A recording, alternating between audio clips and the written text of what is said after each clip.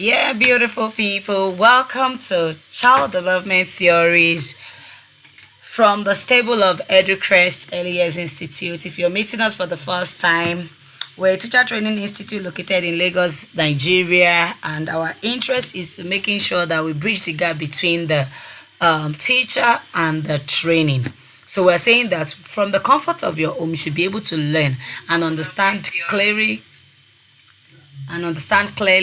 the things that has to do with everything about the child. So,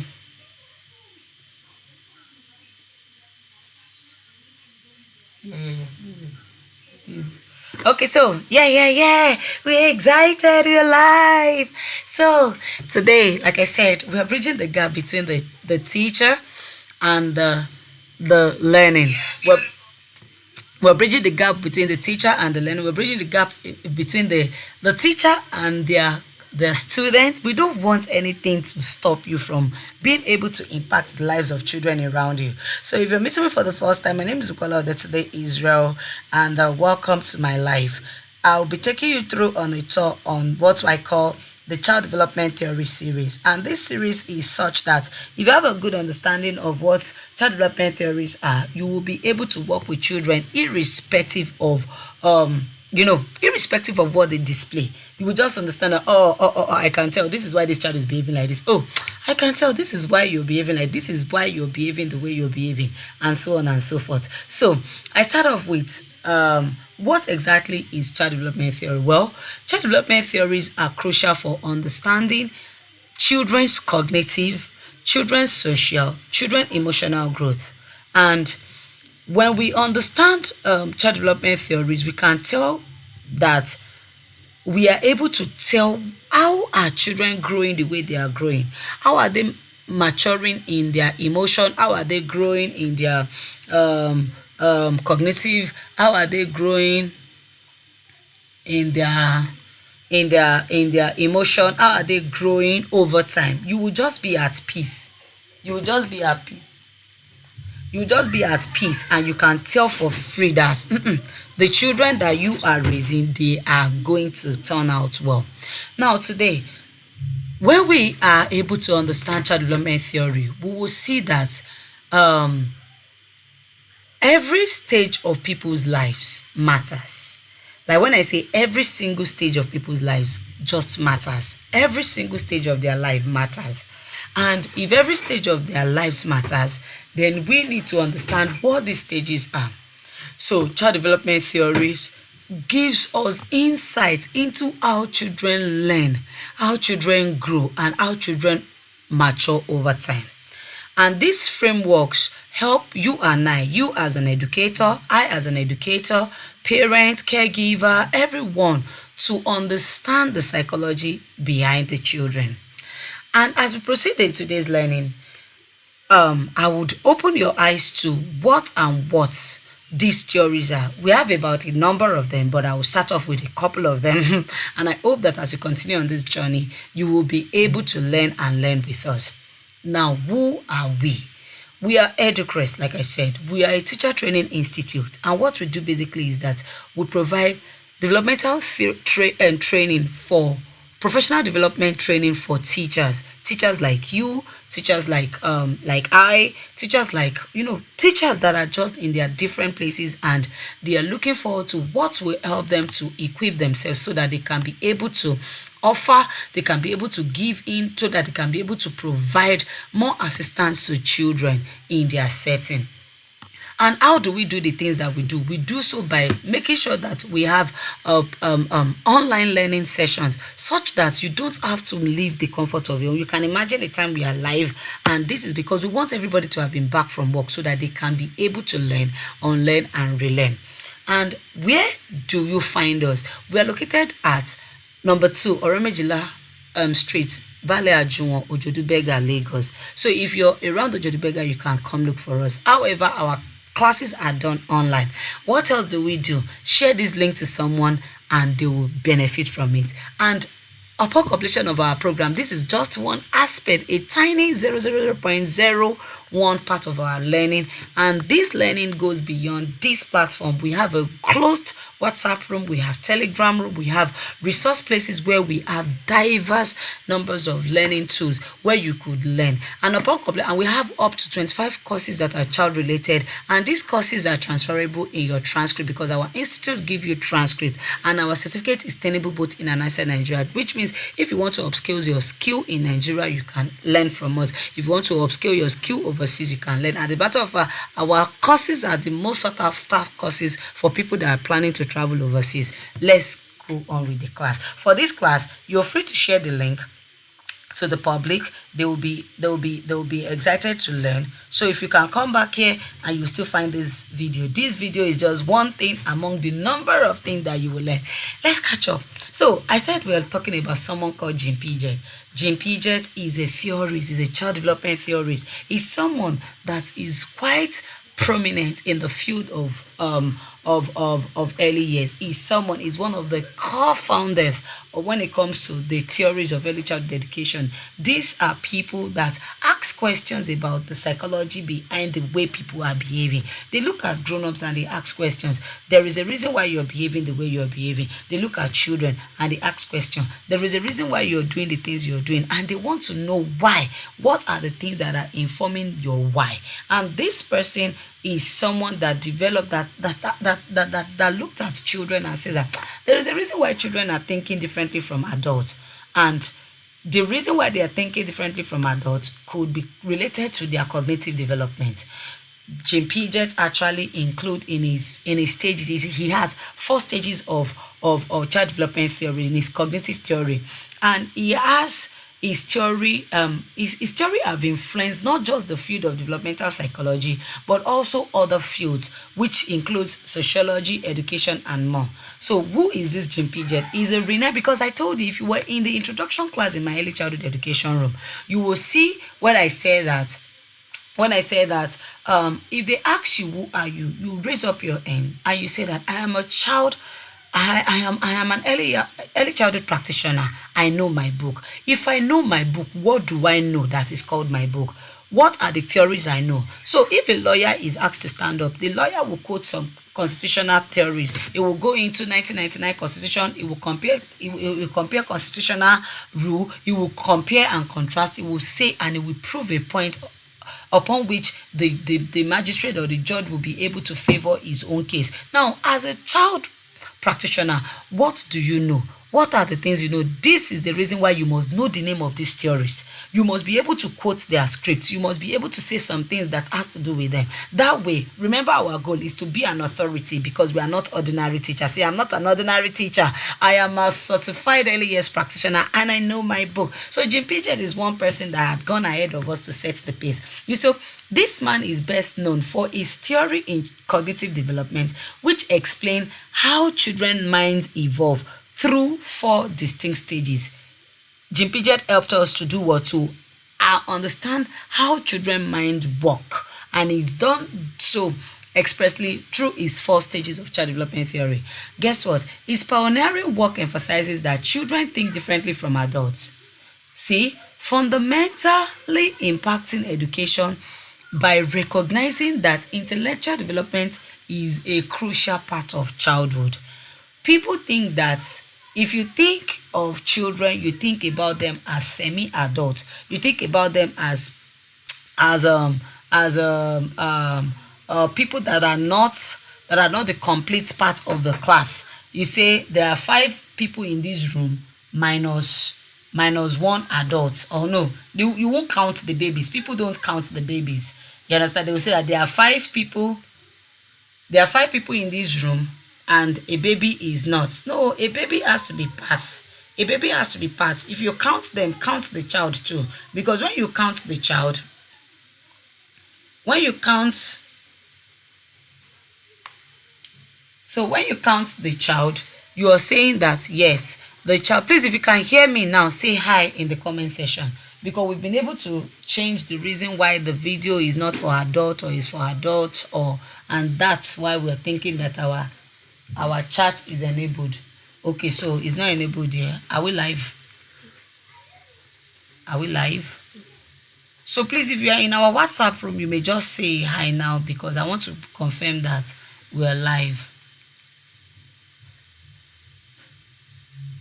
Okay, so let's go on. So Jean Piaget is someone that helps us to see clearly from the lens of a professional that the way children are wired, they are wired to be able to see things differently. So Piaget's theory significantly influenced growth of developmental psychology. We've said that before. He is a pioneer of a couple of theory that has to do with understanding the world of the child. So let's just go straight into what Jean Piaget is talking about. Who is this person? We've understood him. He is a child development theorist. What has he done? Jean Piaget introduced a groundbreaking idea about how children think differently from adults. He described and explained how thought processes and mental states evolves. So how thought processes, a child could see, even my 9-year-old son, if I call him and I said, go to the room, bring this. When you bring this, drop the things on the table, put it under the desk, open the next wardrobe and put another thing and put another. By the time I put like 3 instructions together, the boy will just come back and say, see, you know what? I don't understand anything that you have said. Can you take it one after the other? But then, as an adult, I could muzzle in different instructions at the same time. In fact, even if I cannot remember, I go to that room and I look around and I see the couple of things that needs to be adjusted. I most likely will adjust it. Now, how do we raise children? We start off by raising children with number 1, a simple instruction, come. The child comes. We say, come. We say, come and sit down. The child comes and sits down.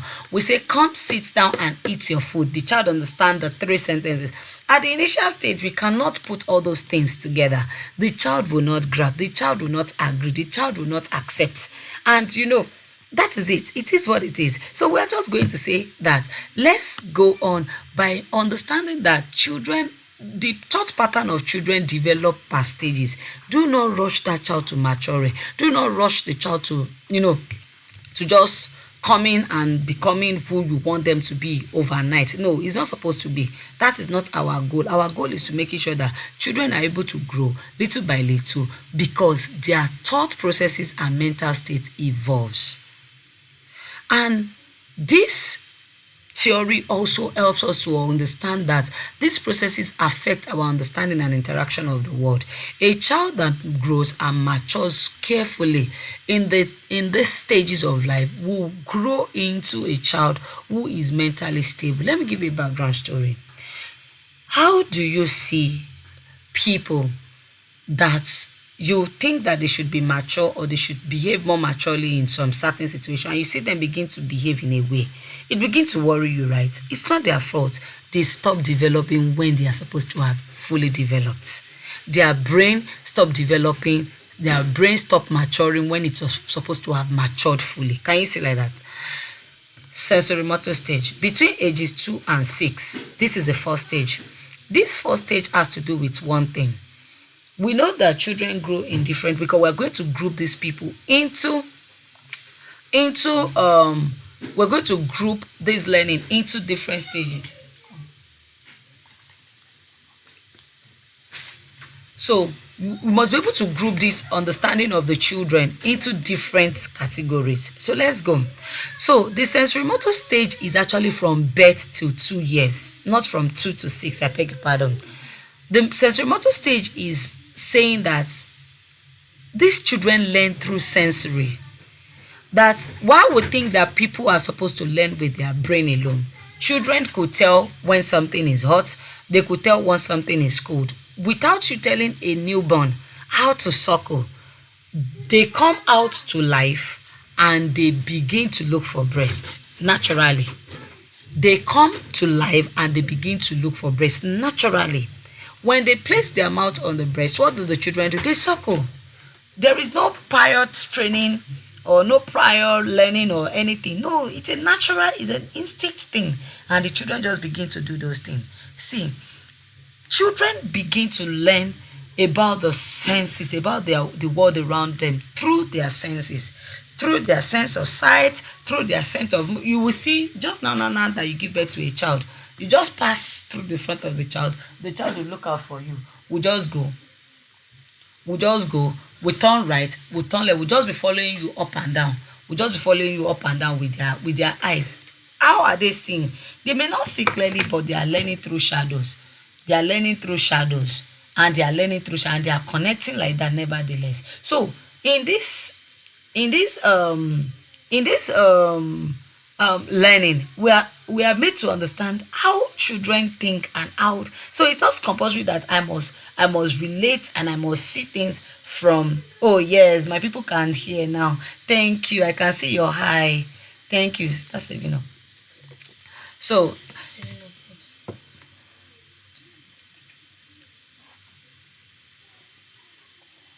the current one, go and be dropping the frequently asked questions. So, the sensorimotor stage is actually the earliest, is a part. This is where object permanence is, when a child understands that things exist even when they cannot see or hear them. There is this thing about, I can feel it. I can know my mom is around. Do you know that children can even smell us? They can smell us. They can smell our presence. In most of our daycares, when we are launching people's daycares, we tell them one thing. We tell them that, see, no, not launching people's daycare, so to speak. We can, when we're looking at a new baby coming to our crèche, that's the word. So this baby is crying, and we'll ask the mom, can you give us a shawl? That's, when you're just breastfeeding a child, kind of breast milk will just kind of spill on your clothes, and naturally the mom's clothes will smell in a way. It will smell new mom clothes. When the clothes smells new mom clothes, and the child is coming to the crèche for the first time, please bring that new mom clothes, put it in the bag, and whenever you want to bottle feed that baby, put that new mom clothes. You will be the one to bear. You can wear nose masks. You wear nose masks and be the one to bear the smell if you are not comfortable with it. But that child loves that smell, and give the baby a bottle. You will see how much and how calm that baby will become. So they are saying that I can see, that's what we call object permanence. In their brain, they know that there is food somewhere. In their brain, they know that their mommy is somewhere. They can already figure it out through, even without seeing, even without sensing it.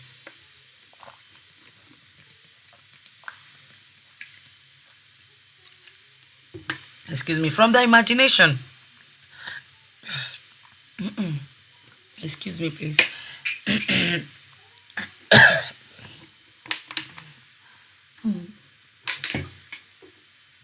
So they can already sense it, that, you know what, I can see that my mom is here.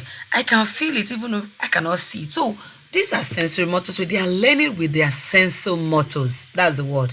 They're learning with their sensor motors. So object permanence is when a child understands that things exist even if they can't see or hear them. You see, playing, talking, and letting kids explore through different sensorimotor things. Remember when we were talking about physical development, when we say there is fine motor thing and there is gross motor skills, there is also sensorimotor skills, where a child just needs to feel.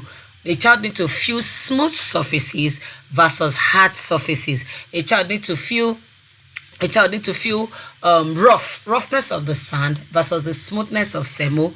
A child needs to feel the hardness of the rock versus the softness of a foam. Can you see like that? Those are sensorimotor skills, because the child is going to connect through those items, and they can just adjust that, okay, yes, yeah, this is how something feels, this is how something feels in their hand, like that, and they'll begin to figure it out. So for us for us to be able to work with children, we must be able to tell. See, in this stage also, children begin to talk, they begin to explore their environment, they begin to they're not talking like but they are talking, they are making words little by little, from their little come to the little go. They are making words in their environment. See, the sensorimotor stage is the earliest phase of cognitive development, and this spans from age 0 to 2. These children in this stage, what are they learning? They are learning about the things around them through their senses. They are feeling it, they are their senses and their movement, they can feel it, they can connect, they can even use their motor skills, they can use their fine motor skills, they can use their gross motor skills. They are making sure that each milestones they meet it, and they do this when they begin to know that so this game Peekaboo, that's the best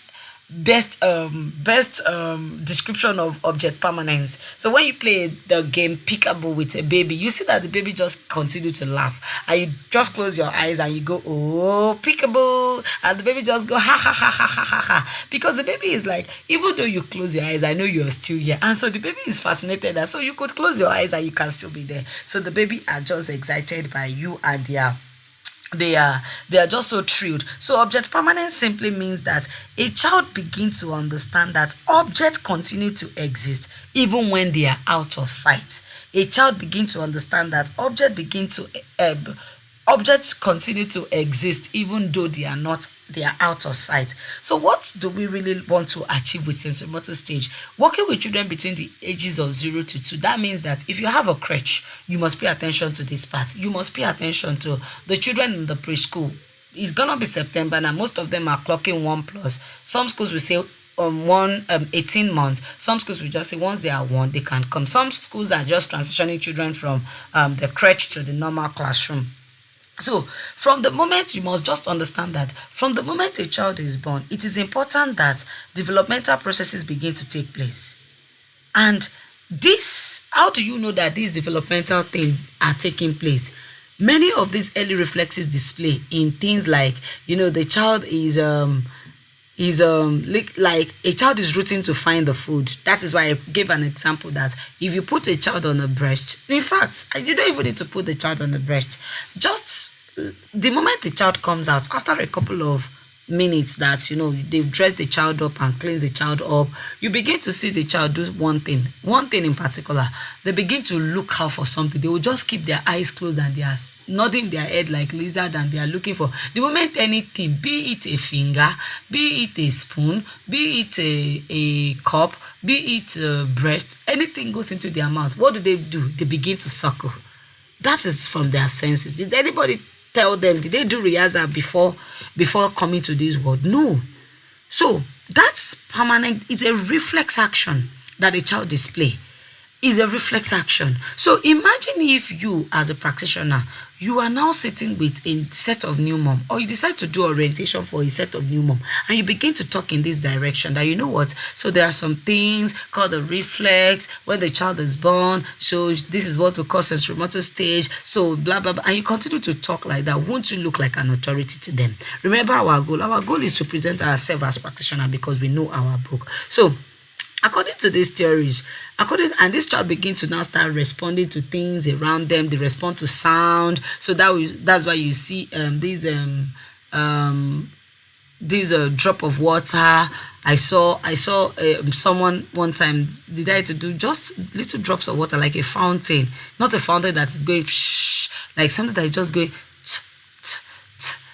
You see, this soft sound could even drive a child to sleep. In fact, you as an adult, don't be on your phone. Just do nothing and just be hearing just a little sound like that. It will be like a lullaby, and before long, you just fall asleep. You see, things are different in this part of the world. Even though there is noise, there are some things that will rock a baby naturally to sleep. So sensorimotor stage is saying that I may not be able to speak, but I can sense it, that there are lots of sound around me.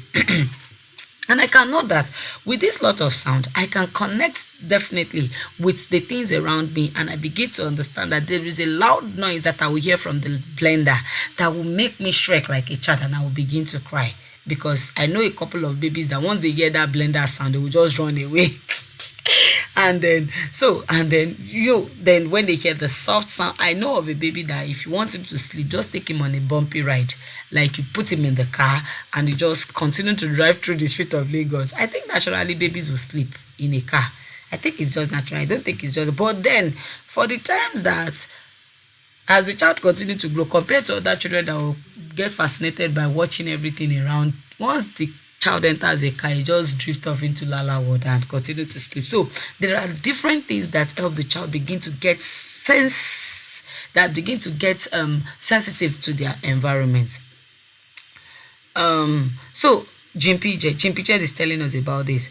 See, in this stage, children begin to grow, they begin to learn, and they begin to also look at their environment. They begin to follow you through, they will follow they will use their eye to follow you from left to the right, and like that and like that. So the sensorimotor stage is the period of development from birth through age 2. And in this stage, children use the skill they are born with. What are the skills they are born with? They are born with the skill of looking. At least if they don't know anything, they know how to look. The skill of sucking. They will suck their finger, they will suck the breast, they will suck their bottle and everything. They are born with a super skill of grabbing. If they grab your hand like this, just know that your hand is grabbed. With their little tiny finger, they will hold you really tight. And guess what? They are born with the skill of listening. They can listen. They listen to their environment. So even though babies may appear to be born with a limited range of abilities, they use these skills to learn about their world. You understand? While we think that children may just eat and just sleep and just eat and just sleep, their interaction with their caregiver. Remember the attachment theory. I said attachment is the care, the primary care given to the immediate care given to a child through their primary caregiver. Be it a mad woman, that is their primary caregiver. Be it a pepper seller, that is their primary caregiver. Be it is the house girl that you went to bring from the village, that is their primary caregiver. The fact that I am the mom and I look so prim and proper and I went to put another person that doesn't look like me to the child will love up with the person. It is a natural thing. While we think that they are sleeping and they are not doing anything, they are connecting with that person that provides care for them. You see why I said that in our definitions, we said that caring for children and educating them should be inseparable. So if you're going to put anybody in the face of the children, please kindly put the person that the child will be able to connect with, will be able to relate, will be able to do life with. Don't put the child with somebody that eventually, when the child begins, because the child will pick some things from them. So as you're hiring, hire well. So talk to new mom that as they're employing people, they should employ well, because their children are going to naturally connect to those people, no doubt. So because children are picking and they're learning from their environment. Through trial and error, the children will learn. They will continue to discover more around about their environment. See, the abilities that children are born with. What are the abilities? Taste, touch, all of these things. These are just natural things that children are born with. And this season, we need you to know about this, because if you don't know about it, how do you manage things? How do you help the children in this stage? Children may not have actually understood concrete logic. They cannot mentally manipulate information. They may even struggle to see from others' perspective. But guess what? They are learning. And if they are learning, they are learning. How are they learning? They are learning from the things they see. So what are you putting in their face? How is your preschool setting like? What are the things you're doing in your setting that will help the children to be able to keep learning in their environment? Why you put colors, and colors, are the flashes of colors, are they terrific? Are they things that you will not be able to deal with? Please look inwardly. What are the things also? They are learning from the things that they could touch. Bring things to them, begin to teach them soft touch, hard touch. They are learning from the things they could sense, the feel. They learn the cold, they learn the hot, they learn the hot water, this is hot water, this is cold water, and all of those things. They begin to learn the temperature of things. They learn, of course, the coolness of things, whether this thing is soft or is hard, and all of those things. Children are learning. Now, they do not fully understand concrete logic. I said that before. And they cannot mentally manipulate information.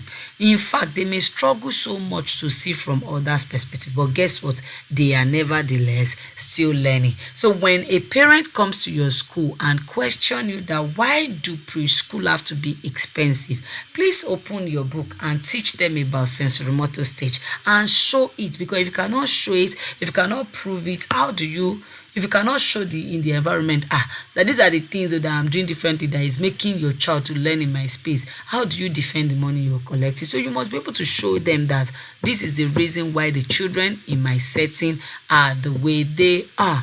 This is why it is expensive for me to keep up with this setting, because I want to provide for you the top care that your child deserves. Number two stage, we've talked about the first stage, which is the sensorimotor stage. We're going to pre-operational stage. Pre-operational stage is between the ages of 2 and 6. What do the children do here? The children learn about language. They learn about language. They are beginning to talk little by little, little by little.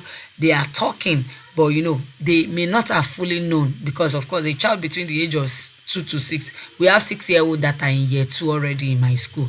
In fact, when I saw one that came for summer, she was so petite, even though she was so sharp. So we cannot say that child does not understand it. But the child is learning. The child is really, really, really, really learning. So the pre-operational stage here of the cognitive development spans between the ages of 2, sometimes it may 2 to 6, sometimes it may extend to a little bit of 7. And this is simply characterized by symbolic thinking and imaginative play.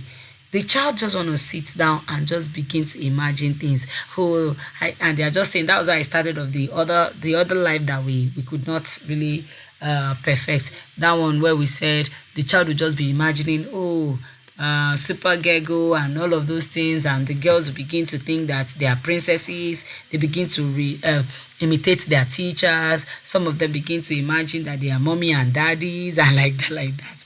So they do a lot of imaginative play here. Children's minds are bustling. It is bustling with creativity, loads of creativity.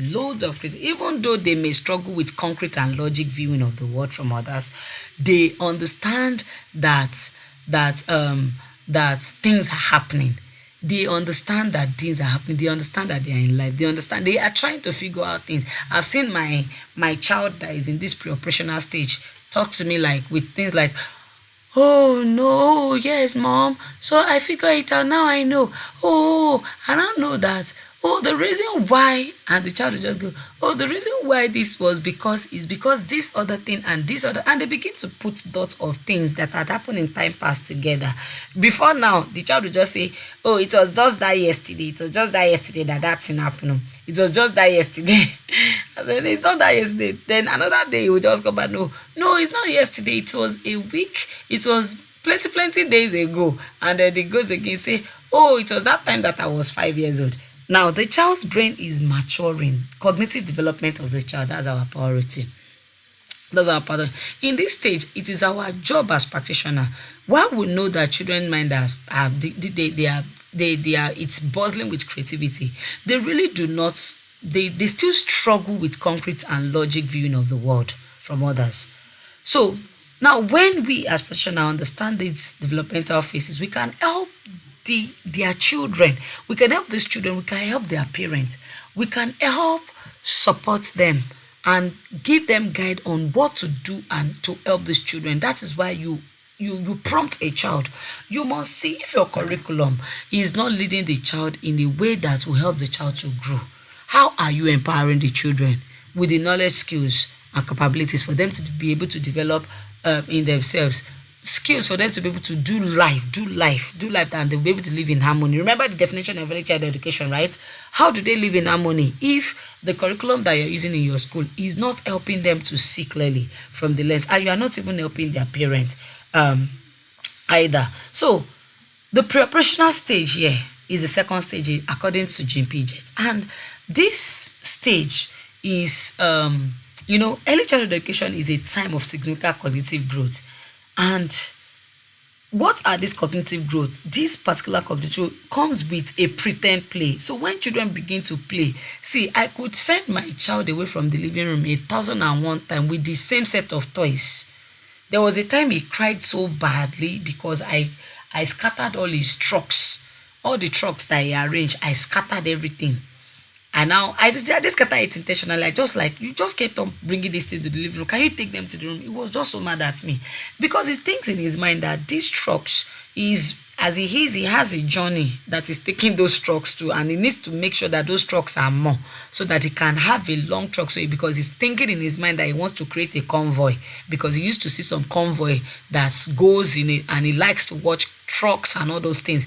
He's fascinated by that side. To me, like, what why are you putting all of these things in my face? But for the child, there is a pretend play. In fact, while the child is playing, there is language development. While the language is developing, there is symbolic thinking. While there is symbolic thinking, Jim Piaget is saying that, you know what, I am going to make sure that I'm going to help you see the world. So while the child is playing, that is not the child for the time for which, because it is when they are playing that they are having more vocabularies. So when a child begins to talk, when a child begins to continue to talk, they continue to talk to their age 7. In fact, they perfect their talking from age 4, 5, thereabout, 3, 4, thereabout. The child already have as many vocabularies as possible. Yes, they will begin to build more upon their vocabulary. But this stage, the children engage in symbolic play. They want to manipulate symbols. They want to see that they are able to do things. But then Jim Piaget observes something, that see, while their imagination is flourishing, they do not yet have a concrete grasp of things. Even though they focus on this present and view the world primarily from their own perspective, they do not really have a concrete idea of what the world is. So they could say that so one of my children will say that jollof rice is colored. It does not like color orange rice. That's when you what kind of rice is color orange rice? You just give it a name. How can it be color orange? This is jollof rice. So I now figured out that it's like, if you want to cook jollof rice. Don't give us concoction and say you want to do so my. And usually he complains about color orange rice when any other person cooks the rice for him and it's not jollof rice. So he'll be like, see, he will eat jollof rice, but when you give me a rice that is looking like they just mixed coloring together to just provide me a meal, I'm not gonna eat it. And he called it color orange rice. How funny it is. But that's the mind of the child. In this stage, the child mind is bubbling. In this stage, the child mind is engaging in this child, but then he cannot fully say that, oh, this is what it is. It is not. Now that child is saying that it means, there are some jollof rice that are not really looking jollof, but that doesn't mean they will not taste jollof. So the fact that somebody's jollof is reddish or more reddish than the other does not mean that it's not jollof. So, but an adult can just say that it's just color. The taste is what matters. A child is saying that if it doesn't look exactly like it is. So you will see him say that you should just put stew on it and let's know that we are eating normal rice and stew and like. But as funny as it's me, that is what the child sees. That is what the child senses. That is what the child thinks about it, and that is his own belief. So don't beat a child too hard when they see things differently from you. Like, you see, in fact, let me tell you, children in the preoperational stage, those ones, they can cry. Like, they will just wake up. I don't know about any other person's child, but you just see a child will just wake up and be crying, be whining. Like, how can you just be whining? Like, we don't really know. I am still yet to know the reason why they cried, because at least it's not even my child. Those are milestones. Now, am I supposed? Now, usually I will be mad like if I hear you cry again. But then I begin to understand that, see, this is just their time. Their mind is not fully. We are the one thinking that they have grown. They are still in their very babyish mood, and they are still behaving as such. So language development is actually the hallmark in this pre-operational stage. They will talk, they will ask you questions, they will ask you a lot of questions, In fact, they usually will remember things. Okay, let me give you some characteristics. In this stage, they will remember things that happen. In this stage, they'll begin to use lots of words. They'll begin to use lots of words. Even though they are not fully formed, they'll begin to use lots of words. So, at times, that pretend play is the biggest of them all. Imagine a child picking a stick of broom and calling it a horse and begin to climb on it and thinking that it is a horse. So, we need to just help them. We need not to shut them off. I think that's the word. Don't shut them off when they are showing and displaying all of those characteristics in their pre-operational stage. This time, they are yet to, even though they are growing, they are yet to fully understand and fully concretize the things in their head. So they cannot mentally manipulate information, and they are unable to take the point view of other people. There is a part of this learning that if I go deeper into this, there's something we call the egocentric. See, have you seen a 4-year-old? I don't know. In my WhatsApp room, I want you people to drop a chat about, have you seen, just tell me a hi if you've seen a 4-year-old, that decided to, that's not it. Sorry, a 4-year-old that decided to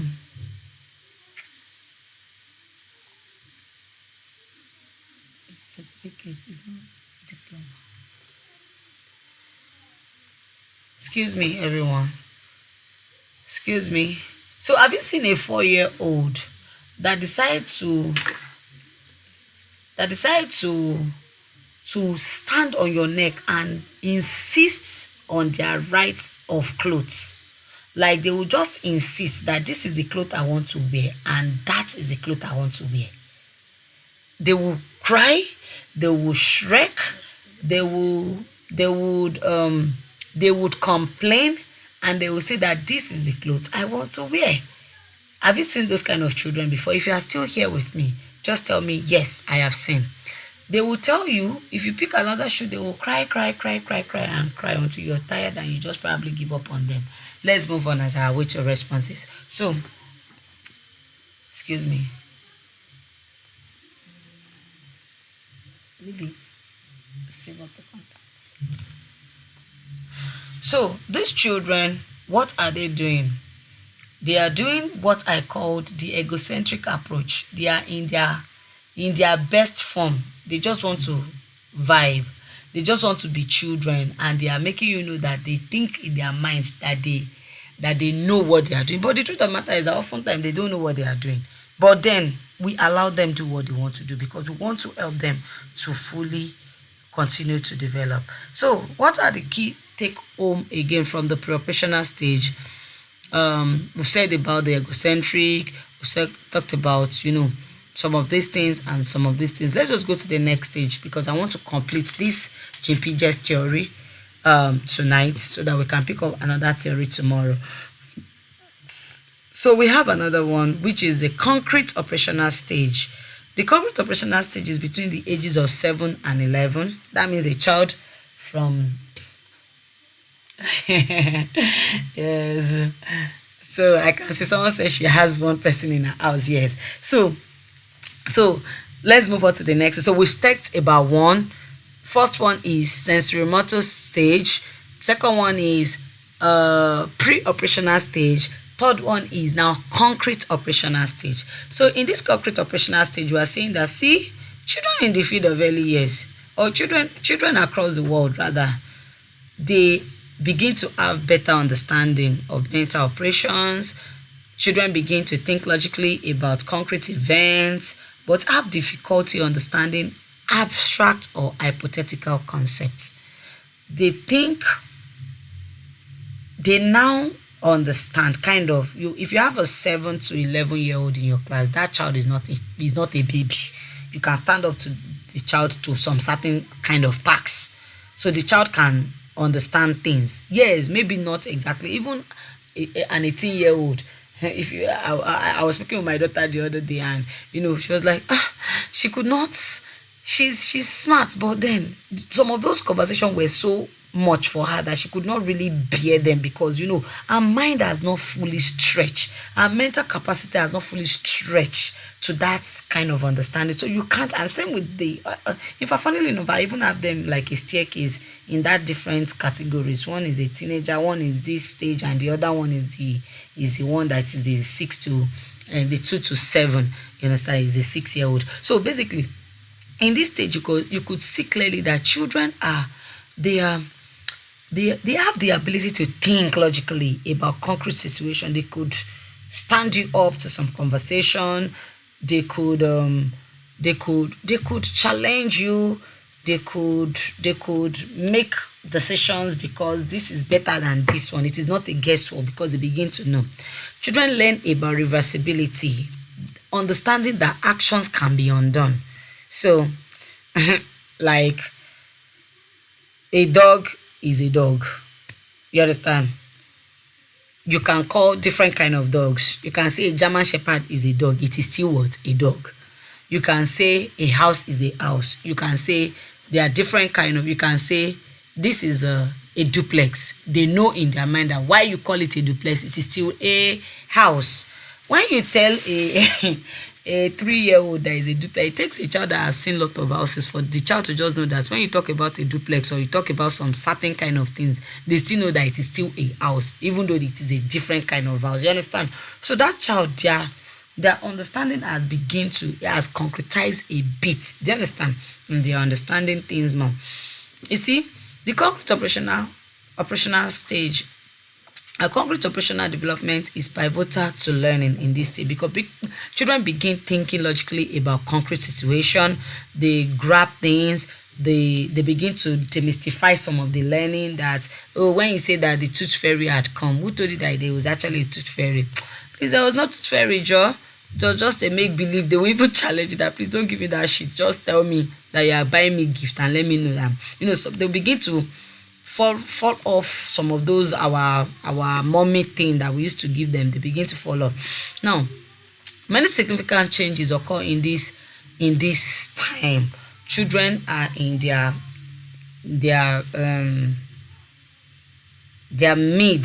middle school. Usually they are in their middle school.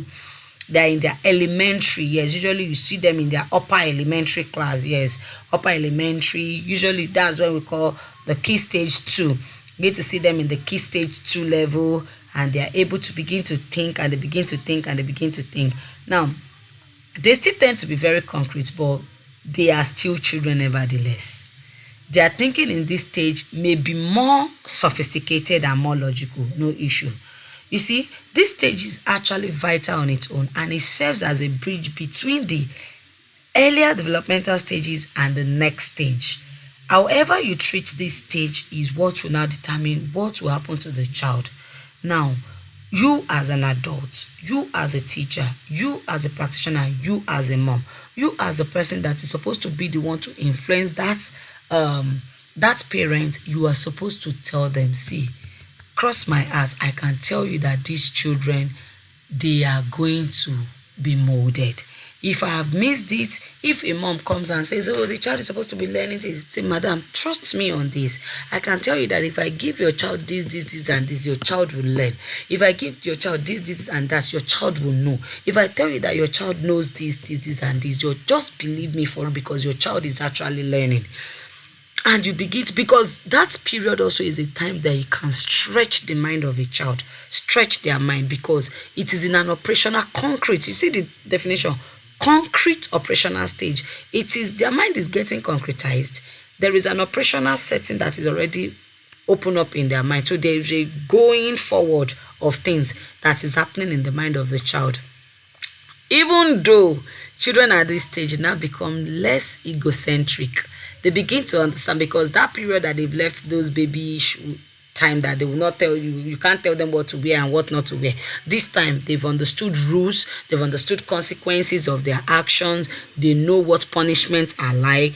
If you give your 6-year-old or your 5-year-old punishment, you will still be the one to beg the child at some point. Yes, we know that there are sometimes you have to be firm. Imagine me giving my own 6-year-old punishment, and he cried from morning till we got to the school, and he kept on weeping. And I have to be the one to be telling the person that I gave punishment. I have to be the one to be telling the person, sorry, that what, can you just keep quiet? Let's forget it. I'm the one that you offended, and I'm the one that scolded you. Just forget about it. But the other child, I can't do that.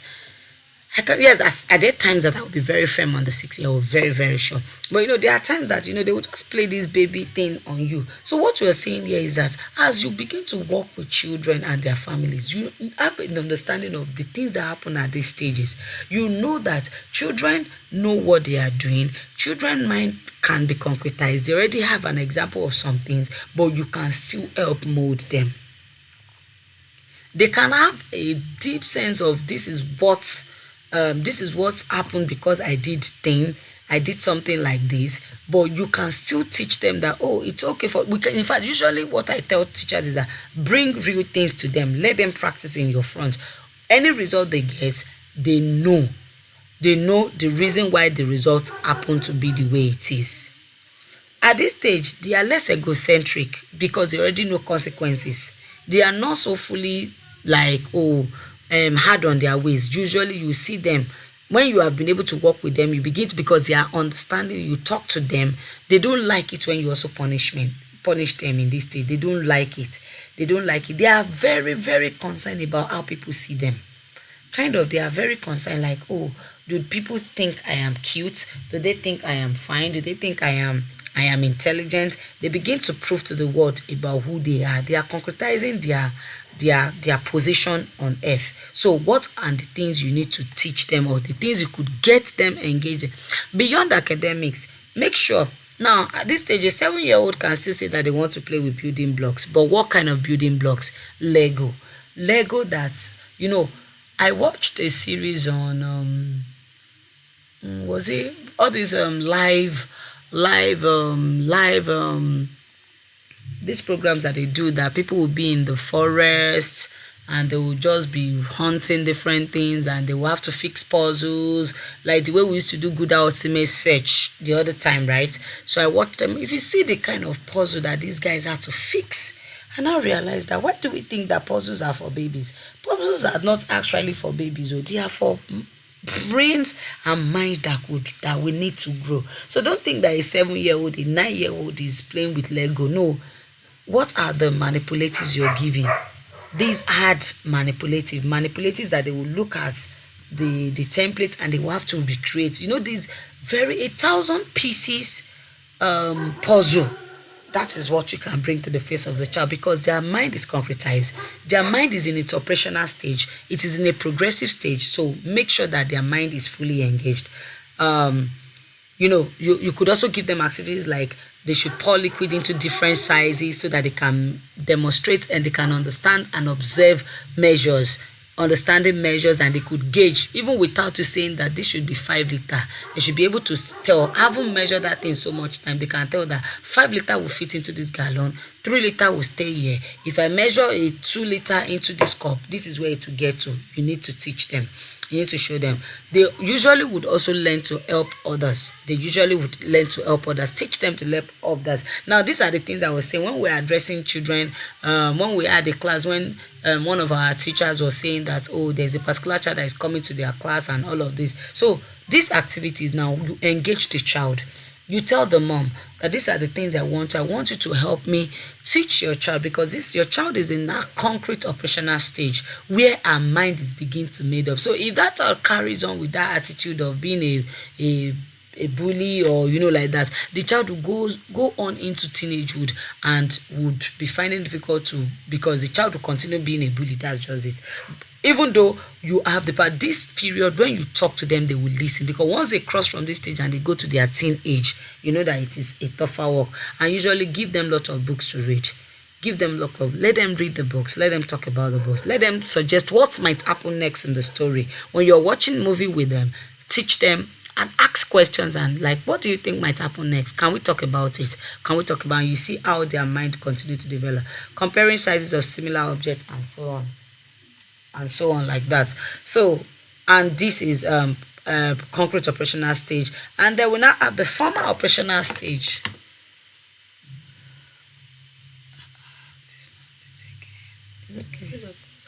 It's okay. Sorry. It's okay. Thank you.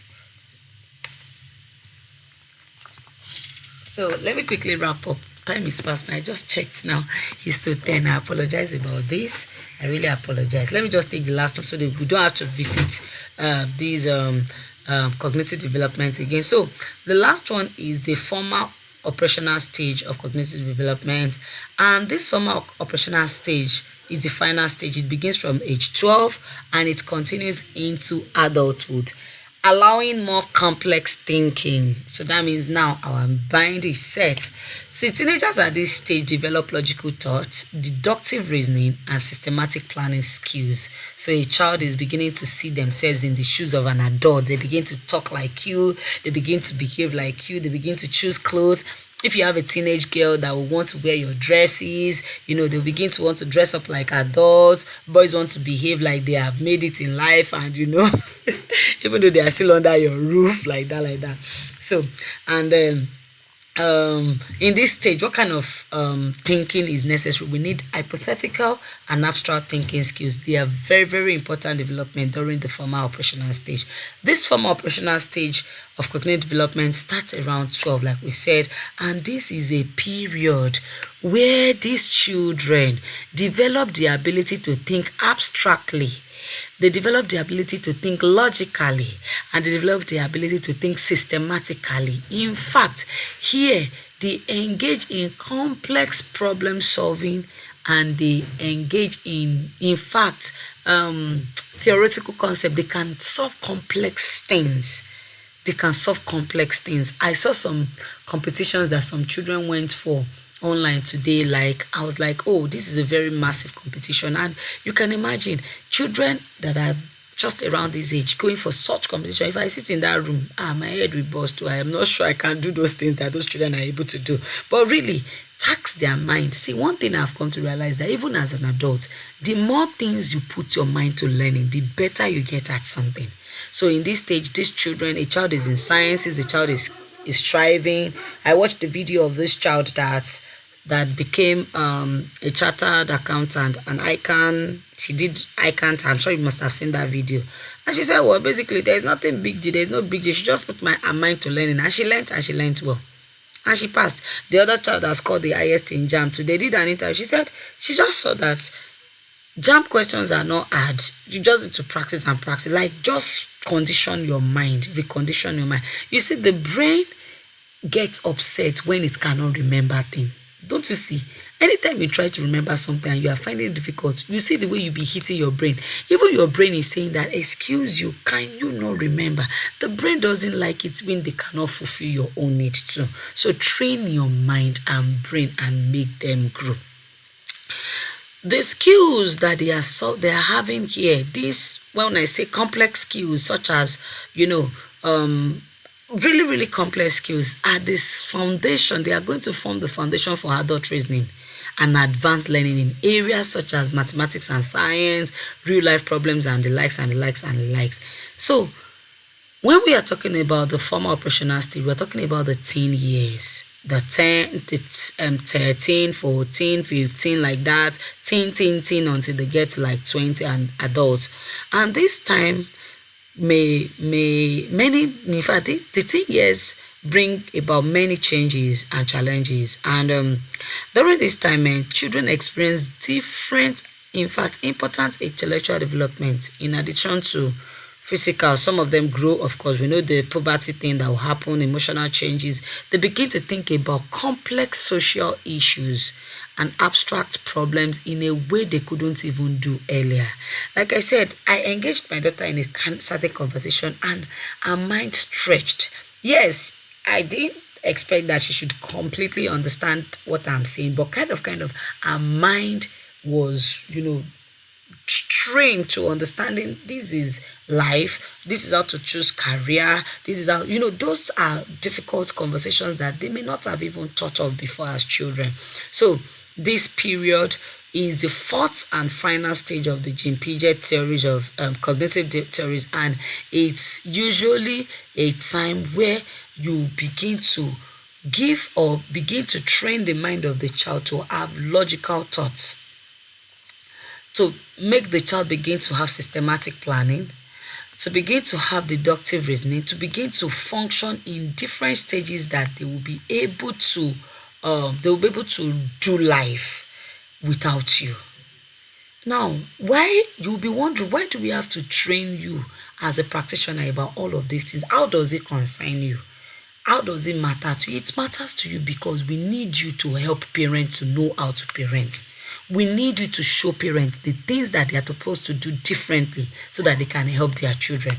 We need you to show them how, you see why I say that early childhood education is not, don't relegate early childhood education to 0 to 5. Don't try it, because we'll still go into more things. By the time we go into more developmental theories, you will see that development is in stages.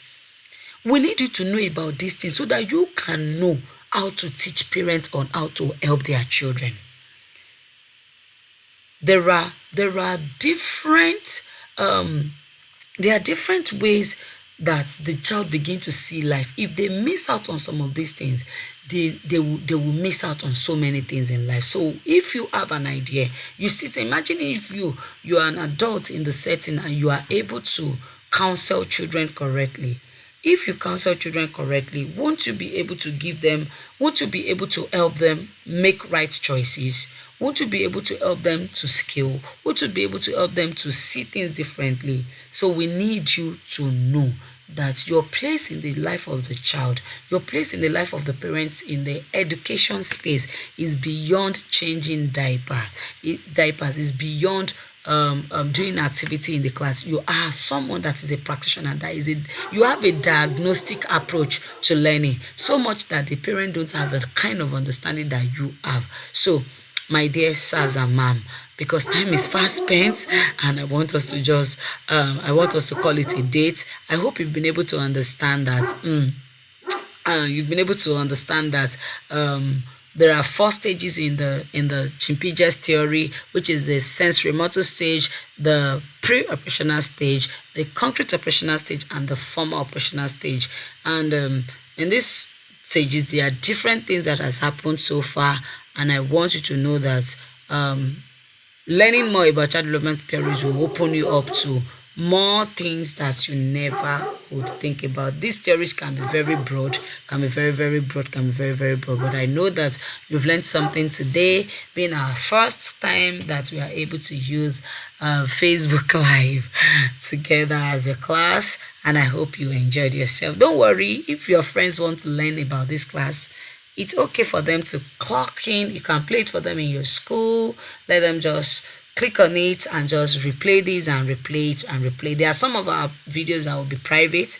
It will not be shown publicly, but some of these ones, it can be anywhere, so anybody can have access. It is not quantified for them, so don't feel like, oh, so but they said we should pay, why are we now live? Yes, you're live because it's important for you to be live. Thank you for listening to me. I'm Coach Bukola, Odetunde-Israel, and I'll see you again tomorrow, same platform, same time. Bye for now. Thank you. You may drop your feedback in the comment section. Thank you. Bye.